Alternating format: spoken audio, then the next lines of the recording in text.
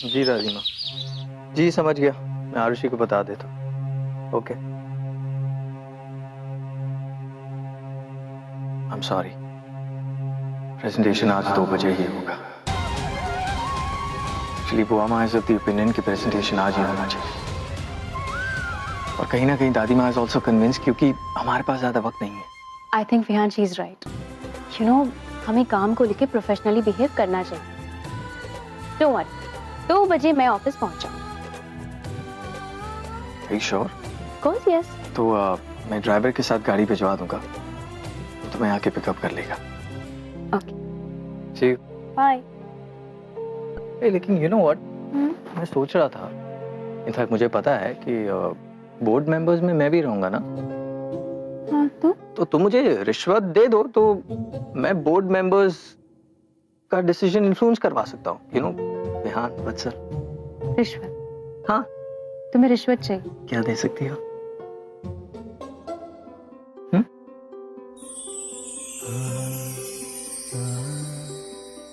ये रिश्वत नहीं है, मेरा प्यार है, जो सिर्फ और सिर्फ तुम्हारा है और हमेशा तुम्हारा ही रहेगा।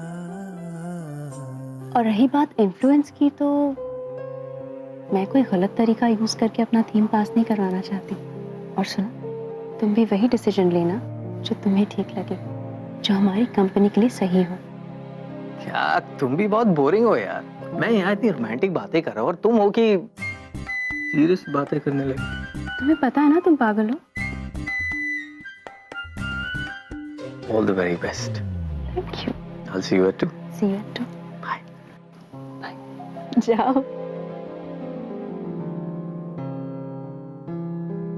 माँ, दादाजी, ये किसने तो जलते हुए कपड़े का टुकड़ा हमारी छत से फेंका? मतलब वो सिगरेट की बू नहीं थी, इस कपड़े की थी। वो सिगरेट सिर्फ हमें जताने के लिए जलाई गई थी। पर वो कपड़ा क्यों जलाएगा?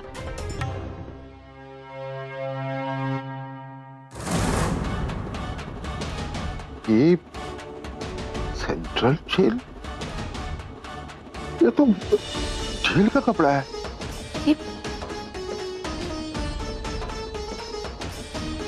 ये शेखर के पास कैसे आया और वो इसे जला क्यों रहा था? वहां उसका जीजा वो फोन भी नहीं उठा रहा है, समझ में नहीं आ रहा है। बाबूजी, कहीं हमने अपनी बरसाती किसी गलत किराएदार को तो नहीं दे दी? बाबूजी, मुझे लगता है हमें पुलिस में खबर कर देनी चाहिए।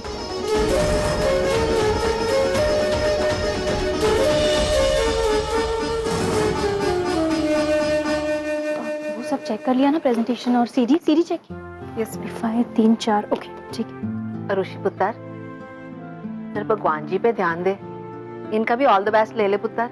सॉरी चाची माँ, मैं लेट हो गई हूँ ना, और मुझे जाते जाते टेलर के पास भी जाना है। टेलर के पास जाना है तुझे? जी, वो एम्ब्रॉयडरी के कुछ सैंपल्स कलेक्ट करने, उन्हें मैंने कहा था डिलीवर करने के लिए, पर अभी तक आया नहीं, उनका फोन भी नहीं लग रहा। कोई नहीं, जाते जाते मैं खुद कलेक्ट कर दूँ। अरे बेटा, तू टेंशन मत ले, अपनी टेंशन भगवान जी को दे दो, वो सब ठीक कर देंगे। अच्छा सुनो, तुम ऑफिस के लिए निकलो, मैं कलेक्ट करके आ जाऊंगी। चलो जल्दी जल्दी। चाची माँ। मेरा पुत्र,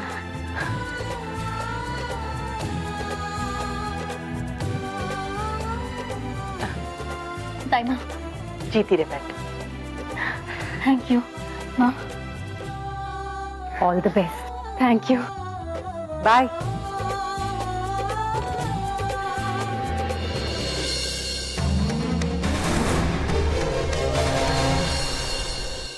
कॉन्फ्रेंस शुरू होने वाला है मिनी। दी, मुझसे एक गलती हो गई। क्या गलती? वो टेलर ने आरुषि को सैंपल्स देने के लिए कहा था और मैं उसे देना ही भूल गई। क्या? सॉरी दीप। क्या सॉरी दी? स्टूपिड गर्ल, उन सैंपल्स के बगैर आरुषि का प्रेजेंटेशन खराब हो जाएगा, या हो सकता है कि वो प्रेजेंटेशन दे ही ना पाए एंड बाय डिफॉल्ट मैं जीत जाऊंगी। और जो दिन रात मैंने मेहनत की है वो किसी को नजर नहीं आएगी। दीप, बिलीव मी। Shut up. सच्ची दीप, मैंने जानबूझकर नहीं किया, वाकई में भूल गई मैं। और ऐसी हरकत पर आप पहले भी डांट चुकी है मुझे, तो दोबारा ये गलती जानबूझकर क्यों करूंगी मैं? अरे दीप,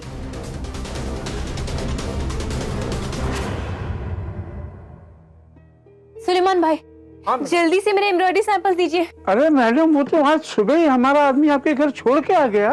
क्या? हाँ। गॉड, अभी घर जाने का टाइम नहीं है, डायरेक्टली ऑफिस चली जाती हूँ। सैंपल्स के बिना ही करना पड़ेगा प्रेजेंटेशन। ठीक है।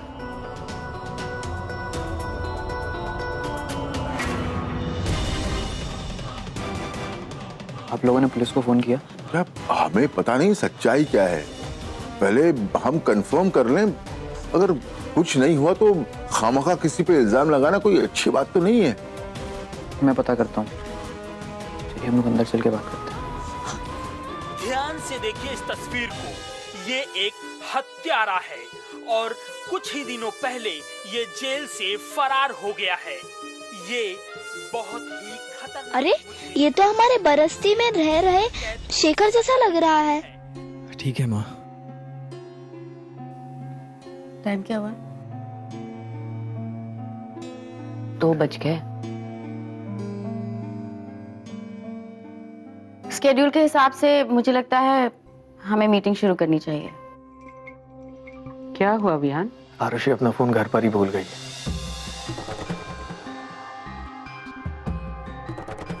उसे कांटेक्ट करने का और कोई रास्ता नहीं। तो प्रेजेंटेशन शुरू करें, क्योंकि इतने सारे लोगों का वक्त तो जाया नहीं कर सकते ना।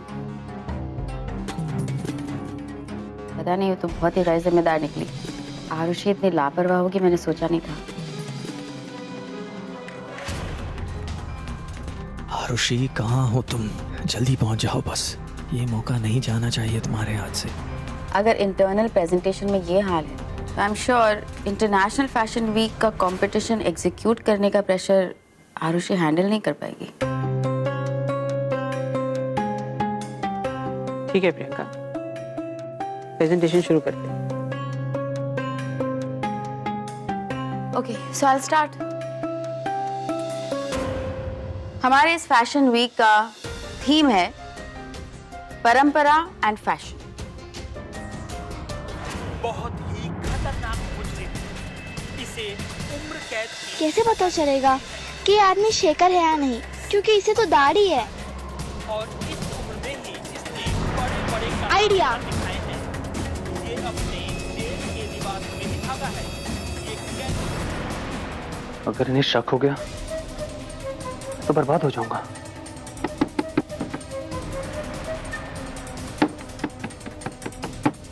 कौन आ गया?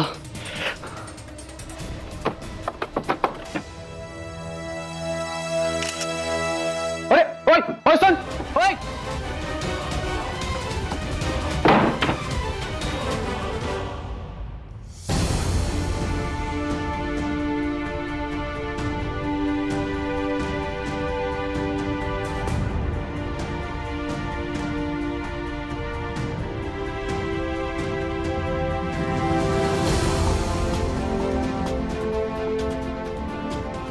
तो इस तरह ट्रेडिशन, एक्सक्लूसिविटी, ये हमारा थीम रहेगा।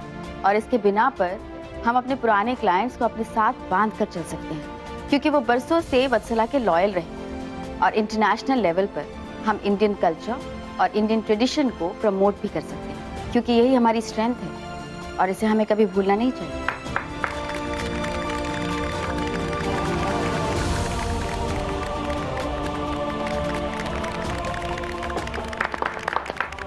दीदी, ये तो कमाल का आइडिया है।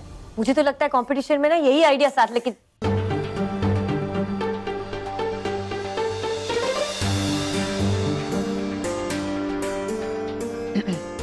क्योंकि आरुषि अब तक आई नहीं है प्रेजेंटेशन लेकर अपना, मेरा ख्याल है हमें फैसला कर लेना चाहिए।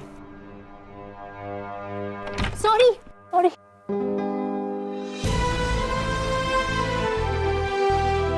आई am sorry. Arushi, Arushi, sorry, सब क्या है?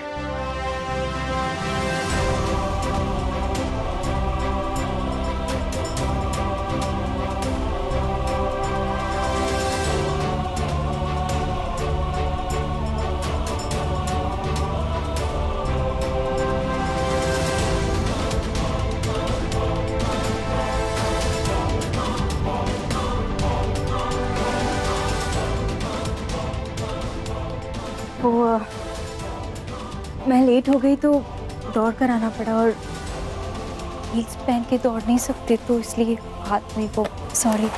आरुषि, हमने प्रियंका का प्रेजेंटेशन देख लिया है, अब तुम्हारी बारी। जी। एक मिनट,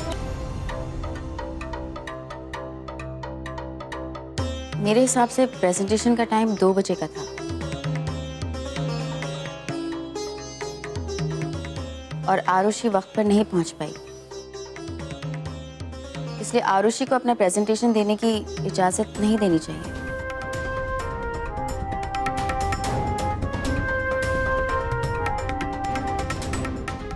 बुआ माँ, ये डिसीजन तो चेयरपर्सन का है ना।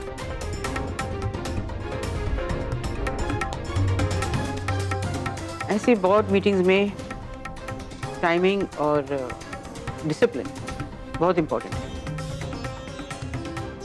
सॉरी, तुमने देर कर दी आरुषि, तुम्हें हम चांस नहीं दे सकते।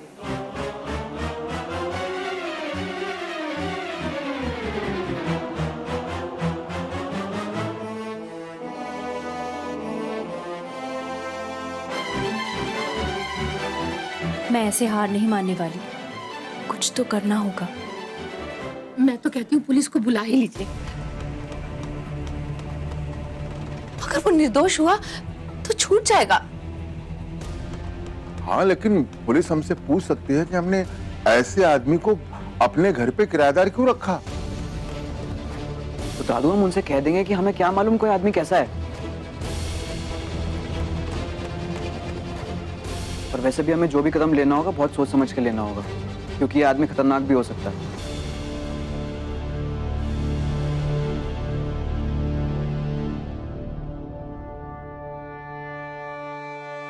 अगर इस फोटो में दाढ़ी लगा दी जाए तो ये टीवी वाले फोटो की तरह ही लगेगा।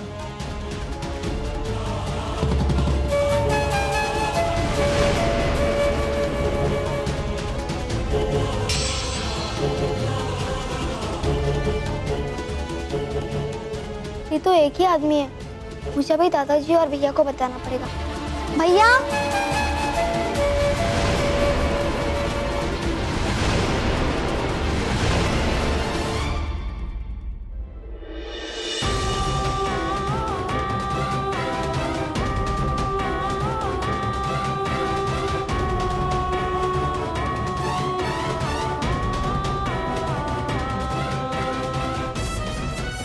हेलो लेडीज एंड जेंटलमैन, मेरे प्रेजेंटेशन का आइडिया है फैशन फॉर टुडे। आज का फैशन जिसमें थोड़ा ट्रेडिशन भी है, थोड़ा कल्चर भी है और थोड़ा नए जमाने का मॉडर्निज्म भी है। मेरी थीम है फैशन आज की युवा के लिए, कल, आज और कल का संगम, थोड़ी सी संस्कृति, थोड़ी सी परंपरा और थोड़ा सा यो यो।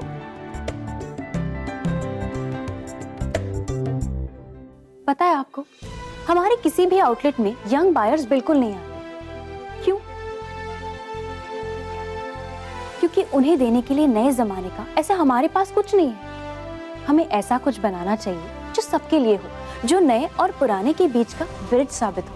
लॉयड पीटर्स को हमारे साथ टाई अप करके हमारी कंट्री में बहुत फायदा होगा, क्योंकि वत्सला एक ऑलरेडी एस्टैब्लिश्ड ब्रांड है। लेकिन हमें उनके साथ टाई अप करके क्या उनकी कंट्री में उतना ही फायदा होगा? हमें ये सोचना चाहिए। जब मैं कॉलेज में थी तो मुझे वत्सला ब्रांड के कपड़े बहुत अच्छे लगते थे, लेकिन वो इतने महंगे होते थे कि मैं तो अफोर्ड नहीं कर सकती। तो मैं अक्सर वत्सला के शोरूम के बाहर बैठकर उनके डिजाइन्स और पैटर्न्स कॉपी कर लेती और घर जाकर माँ से कहती थी कि सेम टू सेम डिजाइन्स सस्ते कपड़े में सिला दे।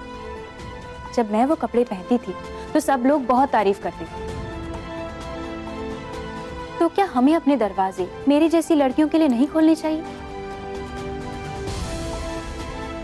At the time of globalization, जहाँ profit margins are increasing day by day and brands are actually becoming international in true sense without any boundary, इसीलिए उनके profit margins भी लगातार बढ़ती जा रही है। ऐसे में अगर एक इंटरनेशनल ब्रांड के साथ वत्सला को टाई अप करने का मौका मिल रहा है तो हमें भी अपना आसमान खोलना चाहिए, फैलाना चाहिए, लेकिन हमारी पुरानी पहचान को इंटैक्ट रखते हुए। इसीलिए अगर हमें लॉयड पीटर्स के साथ टाई अप करने का मौका मिल रहा है तो हमें उन्हें ऐसा कुछ देना चाहिए, ऑफर करना चाहिए जो हम दोनों के लिए फायदेमंद।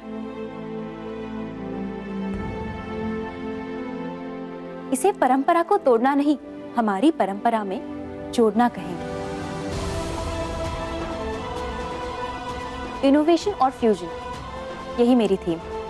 Class fashion for common people, fashion हर किसी के लिए, आपके लिए, मेरे लिए, for everyone, for every as.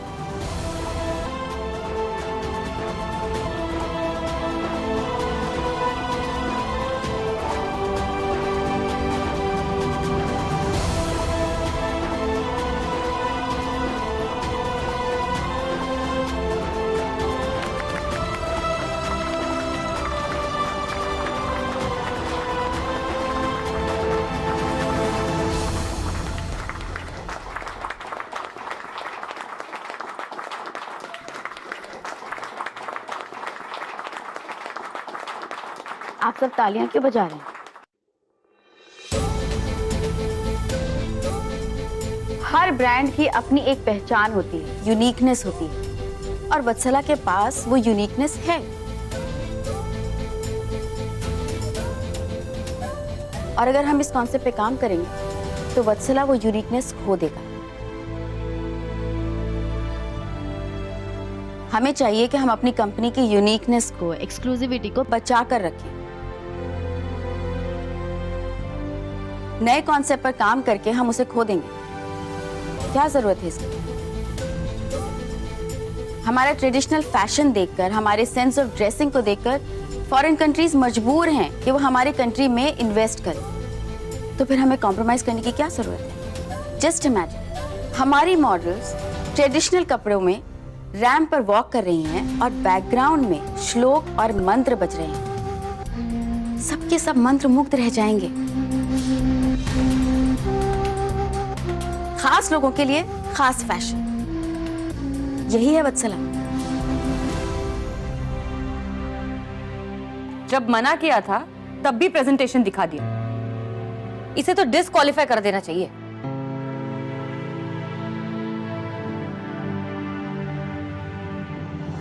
ये खेल का मैदान नहीं है कि कोई डिस्क्वालीफाई हो जाए।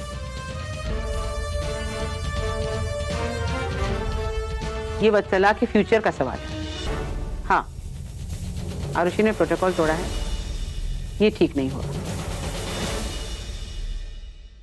मुझे लगता है नियम तोड़े भी जा सकते हैं अगर उसमें कंपनी की भलाई हो तो। मैं ही ज्यादा बेहतर जानती हूँ, क्योंकि 20 साल पहले अगर मैंने नियम नहीं तोड़े होते तो आज जिंदगी में कुछ बन नहीं पाता।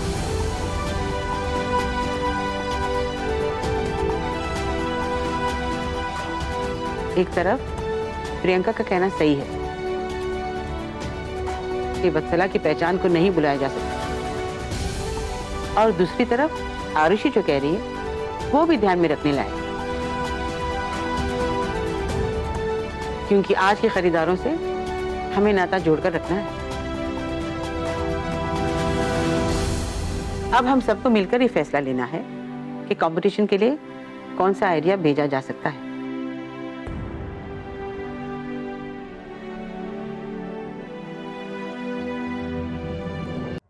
तो बोर्ड ऑफ डायरेक्टर्स ने अपने अपने वोट्स डाल दिए हैं चिट्स पर लिखकर, और नतीजा बिल्कुल साफ है।